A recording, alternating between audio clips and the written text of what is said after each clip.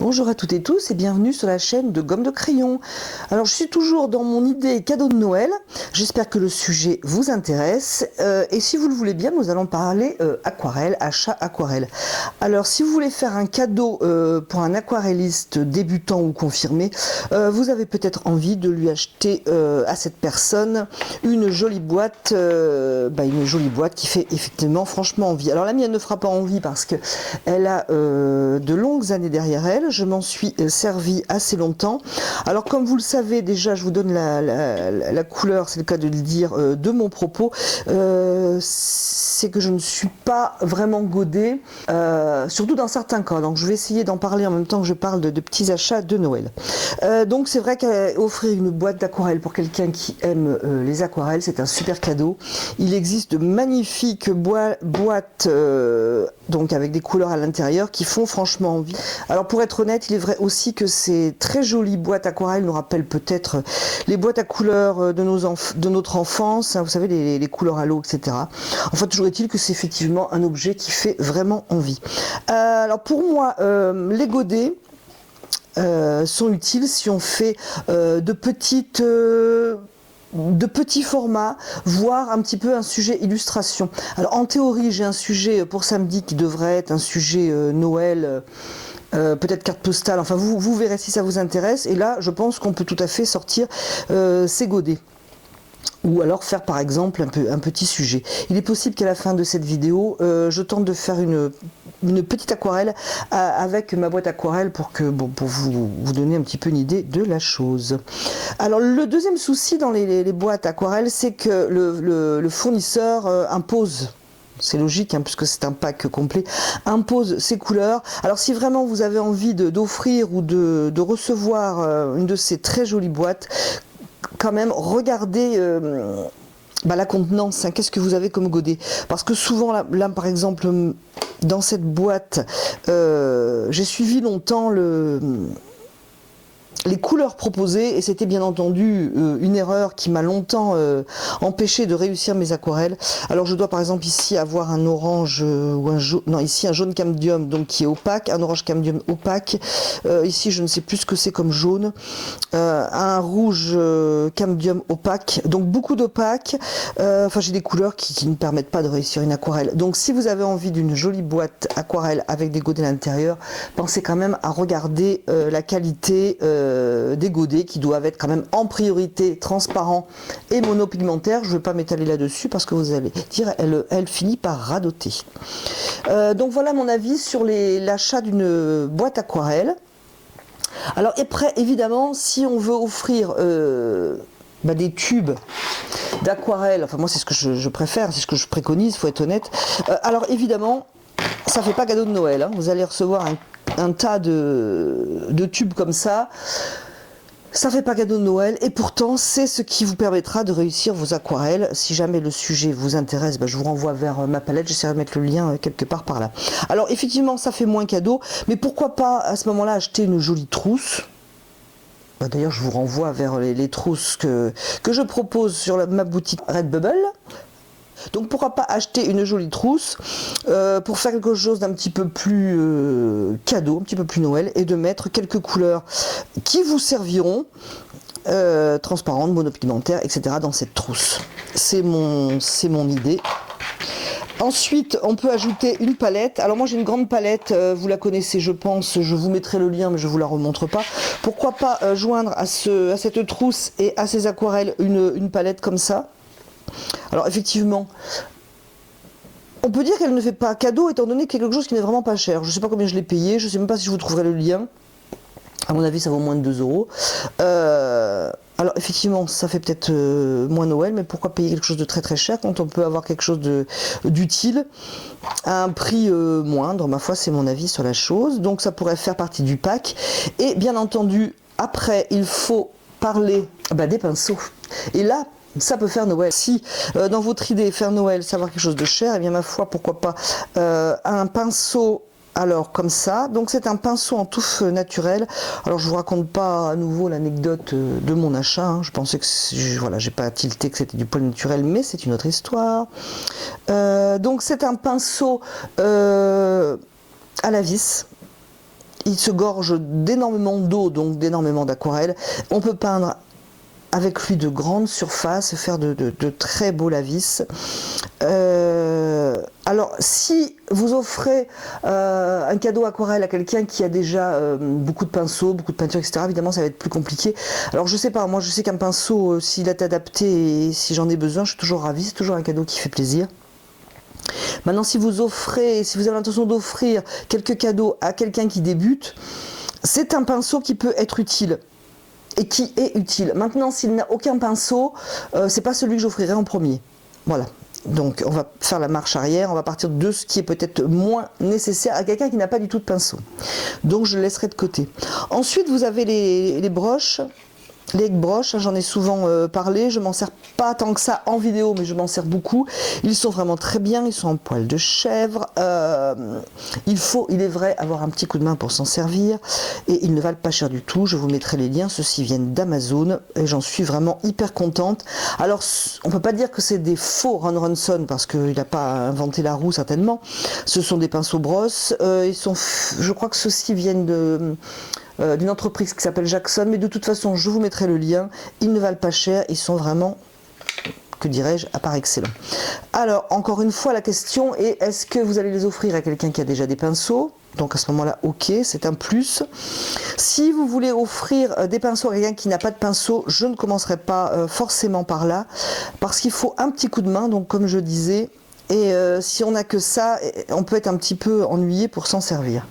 Alors, si je devais offrir des pinceaux à une personne qui a peu de pinceaux parce qu'elle débute ou qui a peu de pinceaux tout simplement, alors j'hésiterais entre ces deux genres de pinceaux. Donc je vais commencer par celui-ci parce que vous m'avez vu beaucoup moins m'en servir. J'ai tellement l'habitude des aquarellistes que bon, je me servais pas trop de celui-ci. C'est une erreur, il est vraiment très très bien. La marque Raphaël, c'est un petit gris. Celui-ci est un numéro 18. C'est un pinceau en langue la touffe dite en langue de chat. Alors il est extrêmement souple en fait. Donc je trouve qu'il est très polyvalent.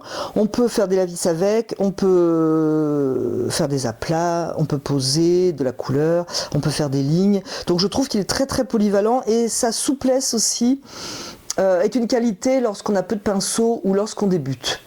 Alors le revers de la médaille de beaucoup de souplesse, c'est qu'on peut se retrouver avec des aquarelles qui sont peut-être un petit peu trop floues, un petit peu trop molles, comme on dit, si vous voyez ce que je veux dire. C'est-à-dire elles manqueront de structure, de ligne, etc. Mais on peut avoir le même défaut avec les aquarellistes. Donc j'hésiterais entre celui-là qui est vraiment très bien, ce Raphaël langue de chat en petit gris. C'est un poil naturel, hein, encore une fois, je le redis pour ceux qui n'en voudraient pas, qui sont de grande qualité mais qui viennent d'animaux, etc. Enfin vous comprenez mon propos. Donc j'hésiterais pour des personnes qui débutent ou qui ont peu de pinceaux avec ce Raphaël petit gris, langue de chat, et les aquarellistes hein, que vous connaissez si vous suivez mes vidéos. Donc ceci, j'en suis évidemment très contente. Je vous rappelle, je vous indique... Donc ceci c'est la marque Léonard, que la marque Raphaël fait aussi des pinceaux de ce genre en poil synthétique, qui ont l'air très bien aussi. Donc ceux-ci sont de la marque Léonard, ce sont donc des poils synthétiques, décidément ça radote sur la chaîne de gomme de crayon, ce qui permet donc si vous voulez ces poils, ils se gorgent aussi de liquide, ils se gorgent d'aquarelle, ça fait un tracé un petit peu plus dynamique, ils sont pourtant souples mais ils ne sont pas aussi souples que cela, mais ça fait un tracé un petit peu plus dynamique, vous allez peut-être avoir une aquarelle un petit peu moins molle, mais je ne sais pas lequel serait le plus facile si je devais choisir entre celui-là et celui-là, par exemple, pour débuter. J'avoue que j'hésiterais, pour vous dire honnêtement. Dans l'idéal, il faudrait presque un petit peu les deux. Mais en admettant qu'il faille prendre une décision, je pense quand même que je taperais dans une série comme ça. Donc Léonard ou Raphaël, poil synthétique, poil touffe dite ronde. Alors effectivement, quand on regarde, elle a l'air un petit peu effilée, mais bon, c'est quand même une touffe dite ronde. Mais c'est pas la même chose que ce pinceau à la vis. C'est une pointe dite ronde qui en fait est assez polyvalente de par sa forme et aussi du coup de par le poil synthétique de la touffe.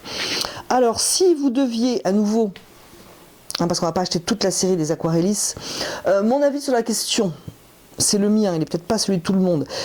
Si je devais par exemple choisir, n'en acheter qu'un et choisir entre ces 4 tailles, personnellement, si voilà, je prendrais plutôt le plus gros, parce que le plus gros, on peut tout faire avec.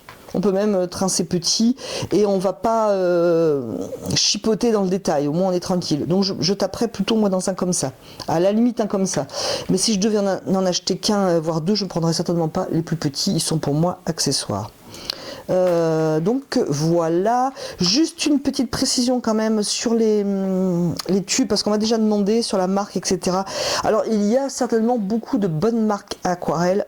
Bah, écoutez, personnellement, je suis désolée, je connais pour ainsi dire que Winsor et Newton et Sennelier, donc je ne pourrais pas me permettre de vous conseiller une autre marque, je ne les ai pas testées. Donc voilà ce que je voulais dire sur la question, mais quand même regardez derrière, hein, parce que d'une marque à l'autre les pigments peuvent être différents, donc regardez bien derrière si vous voulez par exemple un bleu de cobalt qui soit bien monopigmentaire, qui soit bien transparent.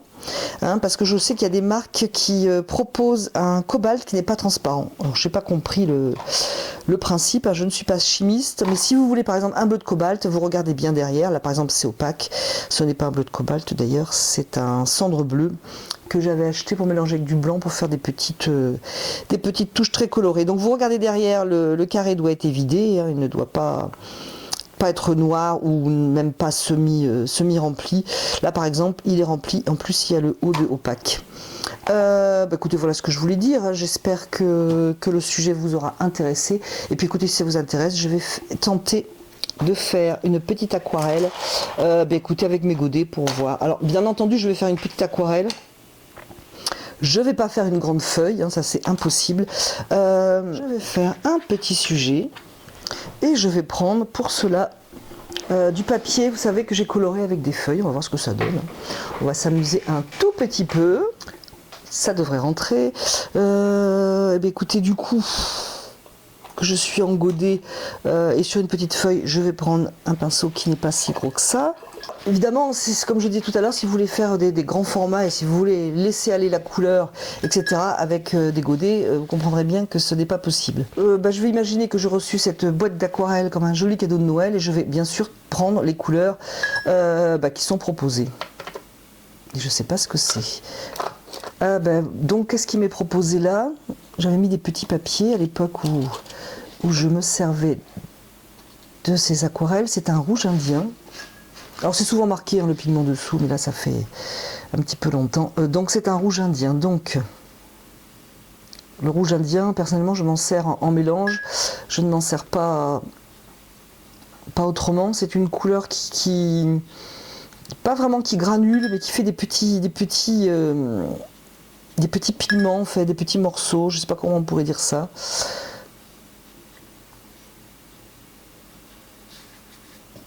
Voilà, j'ai du mal avec les godets à avoir énormément de matière. Si je devais par exemple couvrir ma feuille entière, même si je mettais un mélange par exemple là-dedans, j'aurais quand même du mal. Je vais essayer de nettoyer ça.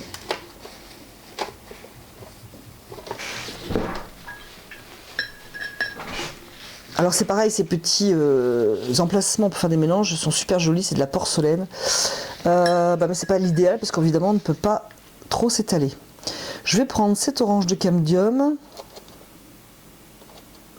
qui, j'avoue, il est un petit peu sale, je crois qu'il a eu du vert dessus, donc c'est pas extraordinaire.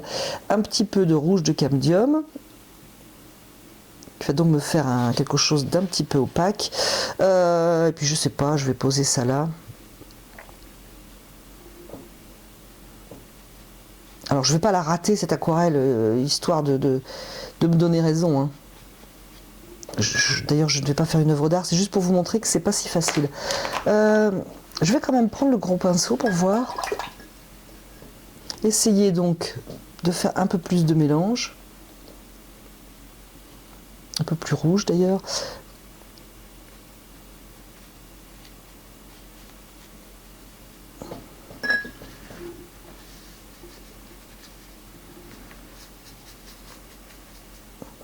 Et là, quand j'arrive là, j'en ai déjà plus.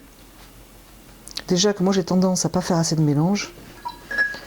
Vous vous doutez bien que c'est pas simple. J'ai fait un très bel orange hein, avec mes godets en fin de compte. Et avec mes couleurs opaques. Je vais le laisser comme ça.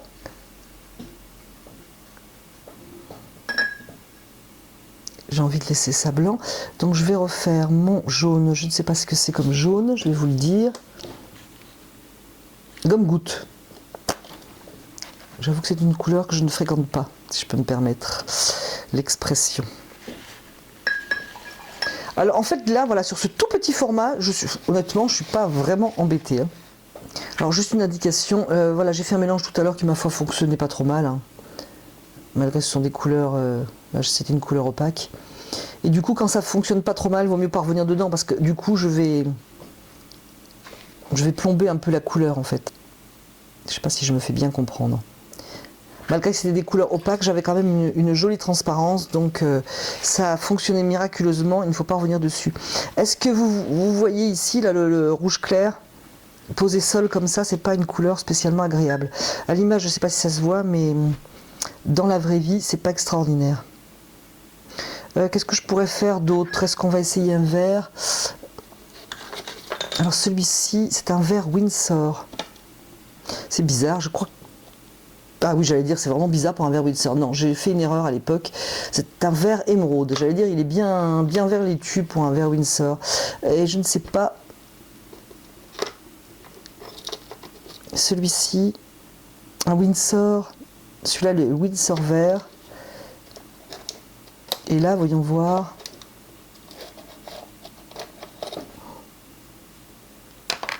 Un Windsor violet. Ah, tout de même. J'avais un Windsor violet. C'est intéressant, le Windsor violet. Eh bien, je vais prendre du Windsor violet.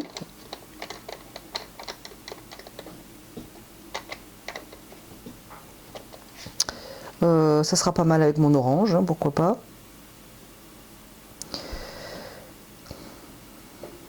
Ah, évidemment, ça n'a pas la même densité qu'avec le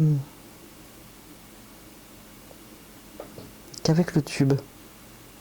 Alors si je le mets sur orange, s'approche des couleurs complémentaires, ça va tout me salir.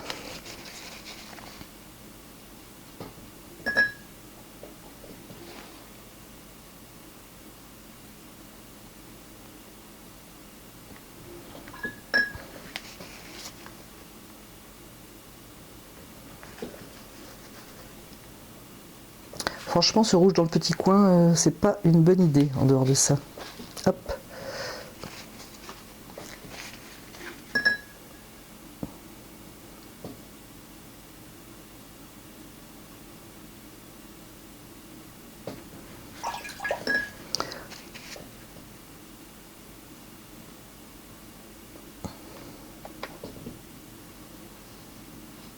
Donc je vais arrêter de m'amuser avec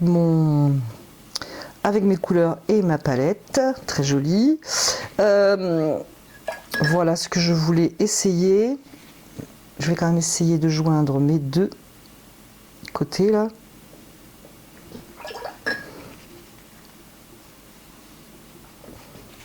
Voilà ce que je voulais vous proposer. Alors là, ça marche très bien. Enfin, dès que vous sortez du loisir créatif, je dirais que les godets ne vont plus. Mais si vous êtes dans le loisir créatif, que vous aimez faire des cartes postales, que vous aimiez faire un petit peu du coloriage à l'aquarelle, franchement, il ne faut pas hésiter et se faire plaisir avec une belle boîte et des godets. Donc samedi, je propose un petit sujet de Noël à l'aquarelle. Je vais le faire avec mes tubes habituels, mais c'est pareil, si vous regardez la vidéo, vous verrez qu'on pourrait aussi tout à fait le faire avec des godets. Écoutez, j'espère que ce petit sujet sur les achats de Noël vous aura intéressé, et je vous remercie d'avoir regardé, écouté cette vidéo, et je vous dis à bientôt sur la chaîne de Gomme de Crayon.